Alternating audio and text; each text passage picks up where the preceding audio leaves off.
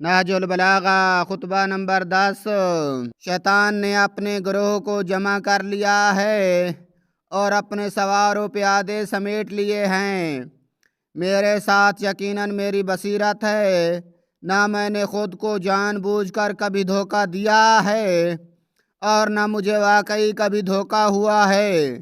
خدا کی قسم میں ان کے لیے ایک ایسا حوض چھلکاؤں گا جس کا پانی نکالنے والا میں ہوں۔ انہیں ہمیشہ کے لیے نکلنے یا نکل کر پھر واپس آنے کا کوئی امکان ہی نہ ہوگا۔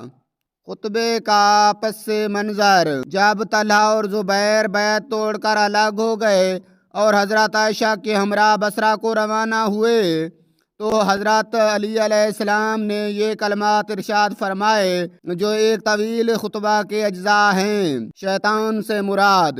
ابن ابی حدید نے تحریر کیا کہ اس خطبہ میں شیطان سے مراد شیطان حقیقی بھی لیا جا سکتا ہے اور معاویہ بھی مراد ہو سکتا ہے، کیونکہ در پردہ معاویہ ہی طلحہ و زبیر سے ساز باز کر کے امیر المومنین سے لڑنے کے لیے آمادہ کر رہا تھا، لیکن شیطان حقیقی مراد لینا موقع و محل کے اعتبار سے مناسب اور زیادہ واضح ہے۔